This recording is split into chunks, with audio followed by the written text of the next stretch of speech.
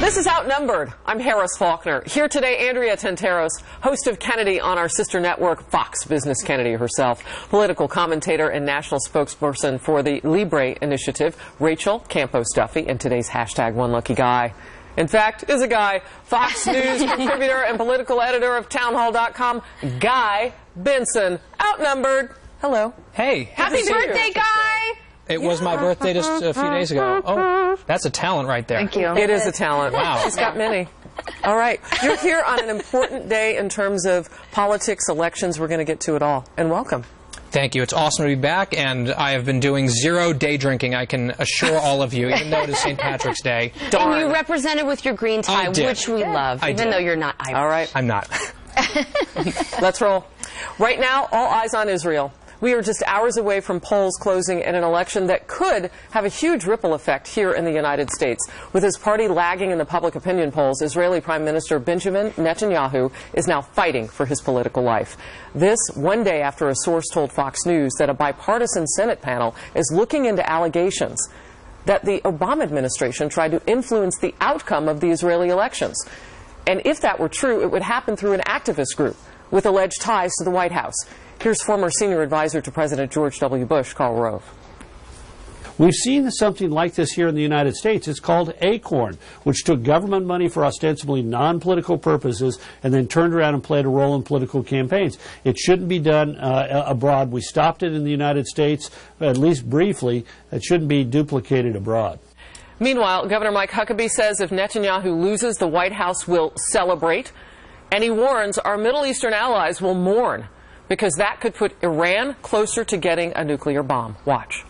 Let's assume for a moment that should happen, God forbid, from my perspective. Then a couple of things happen. There's going to be popping of corks of champagne in the White House, but ironically, the real lamentations are going to be coming from places like Jordan and Egypt and Saudi Arabia. Those are bruising allegations, Guy. Why would, if this is true, the White House want Netanyahu out? Well, again, if it's true, and I think we should let the investigation run its course, I think there is very little question, though, that the White House would like Netanyahu to lose. I mean, it is very clear that there's a personal animus against him, and I think it arises from two major incidents where the Prime Minister publicly really lectured or defied the president. Once in the Oval Office on the 1967 border situation a few years ago, just lecturing the president to his face in front of all the cameras, and then the speech that he gave to Congress earlier this month, where it was very clear the White House was having conniption fits over that. Netanyahu challenged the president, defied him twice, and I think that they would love to have a new partner in Israel. So let's talk a little bit about what is alleged and what the Senate committee will look into. It has to do with how the Obama administration would have been able to influence an election. And it's through this group called One Voice Movement. And there's money tied to the State Department because the State Department, ahead of this election, they say last November, gave money to this group. If you dig deeper, that group is tied to a subsidiary called Victory 15, openly campaigning against Netanyahu, with operatives we've read from the White House running it. Your thoughts? Yes. This is something that the White House is very good at, and that's organizing and that's politics. They've been doing it for a long time. They're very successful at it. And it looks like President Obama's top campaign guy in 2012 was the one to sort of put this all together and lead this campaign. So I'm not buying the White House's excuse when they said they couldn't, send anyone to the Netanyahu speech and they couldn't meet with him because they didn't want to influence elections. Clearly they were lying. They were lying. So it's not just wrong, it's duplicitous, what they've told us so far. And I do think Guy's right. I mean, they want somebody in Israel that's going to oblige and roll over and let them get the Middle East map that they want with a return to 67 borders. You know, it's interesting, Kennedy. If you look at this election and some of the early polling that's coming out, the big issue over there is actually very local for voters. It's the economy. Imagine that. Of course it is, like it was in our country for the midterms and the 2012 election. And, I'm not surprised to see this administration tinkering in other elections because the president no longer has anything to run for. And it seems like, the two main campaigns that he wants to torpedo are Benjamin Netanyahu's and Hillary Clinton's. And it's pretty obvious if you believe the New York Post report this weekend that said Valerie Jarrett was actually the leaker in the Hillary email scandal. And I think, this active animosity that the president has with Benjamin Netanyahu, it would come as absolutely no surprise because it's hard for him anymore more to hide his poker face and his disdain for people who he perceives as being foes. And I want to put the ifs back in the conversation here, because we have got to let this committee, the Senate committee, find out, what exactly the facts are. But, we had your husband on the couch yesterday, Rachel, and he's a sitting member on the House side. I'm wondering, is this being talked about much on the Hill? Well, absolutely. I mean, they had Benjamin Netanyahu there.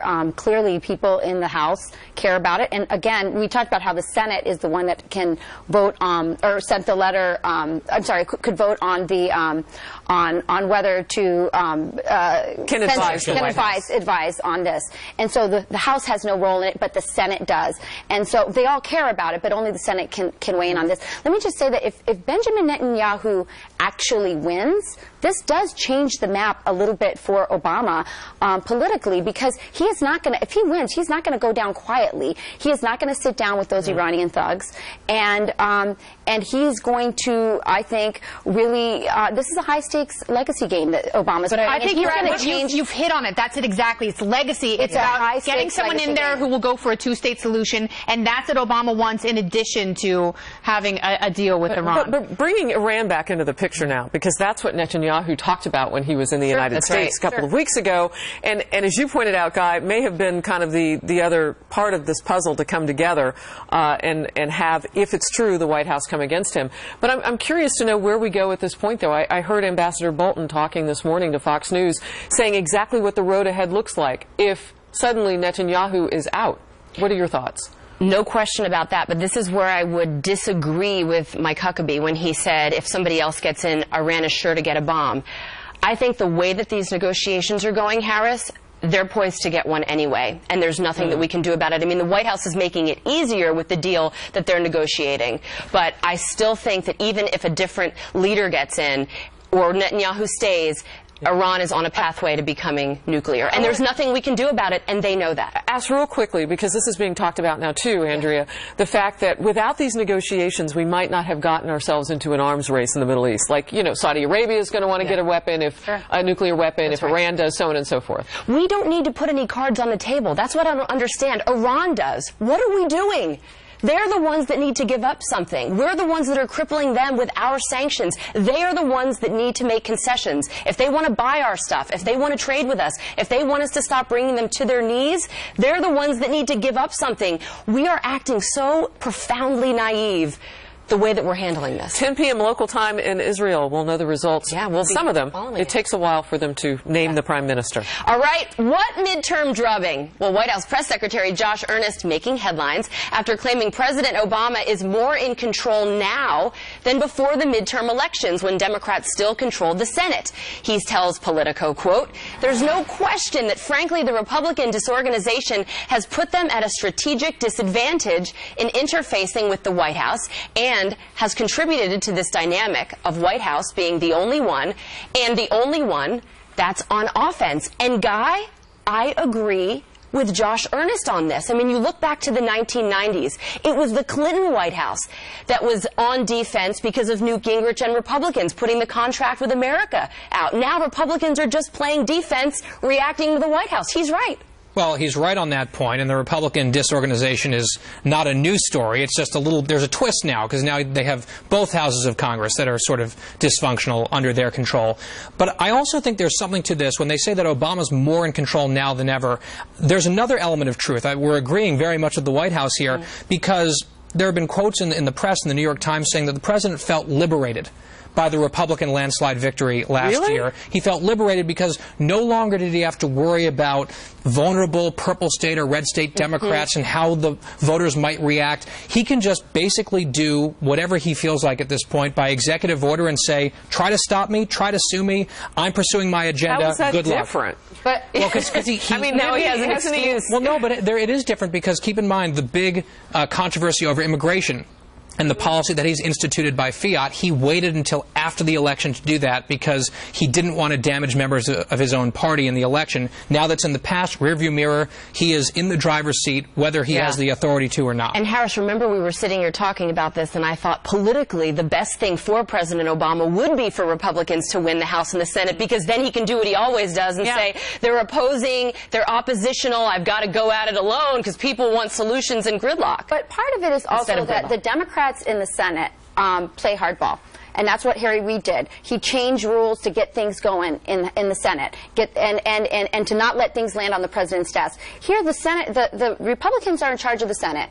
They only need 51 votes to change the rules so that they can break that 60-vote cloture that it requires to get a bill, a vote on a bill. So why don't they change the rules? It's sort of like they play by softball, and the Democrats play hardball. And remember, they told us that if people voted for the Republicans in November, they would get bills onto the president's desk so he could veto or not veto them. That's not happening because they're playing softball. They're also not going to. They're not going to do the nuclear option. I mean, they're going to want to pull the trigger on that at some point. And I think, you know, Republicans feigned wounded does when Harry Reid finally went through with that.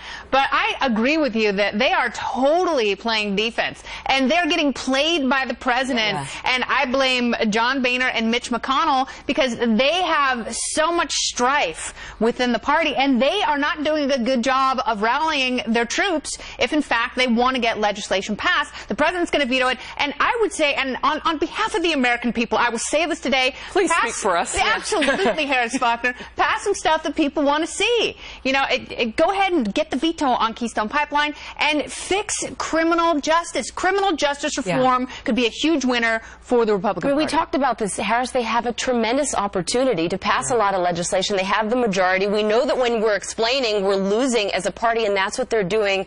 They're on defense. But can I ask you something? Sure. So Josh Ernest is saying that the president's in control, and in some ways he is. That might be a talking point, by the way. However, when the president sits down and says, I read about the Hillary Clinton scandal by reading it in the press. I saw it on TV. Yeah, I think, is he really in control, or is he totally checked out? Well, you know, I have a little bit of disbelief about how much of the information is really coming externally. I mean, I'll just put it out there. I don't know if he is sincere about that. I would ask him about that. I think Valerie Jarrett is in control. I think you're absolutely right. All right. Well, guess what? The U.S. and the Middle East. They're telling me to take control. Take it, Andrea. Go. All right. Secret Service Director Joseph Clancy is on the hot seat today. Lawmakers grilling him after the latest scandal involving 2 Secret Service agents. The tough questions are firing right now at him. He's on Capitol Hill. And they're asking him, will anyone ever be held accountable? Plus, he's one of the greatest ever to play baseball. Ooh, this segment's going to be hot. Pete Rose trying to get back in the game, making a new pitch to have his lifetime ban lifted. Does he deserve a second chance? Or once a cheater, always a cheater. Yikes. And right after the show, catch more from the couch on the web. Join us for Outnumbered Overtime by logging on to foxnews.com/outnumbered. Click the OT tab. If you're Irish, we are going to accept your questions, comments with a triple helping of salt because we assume that you may be slightly intoxicated. Oh, no. No!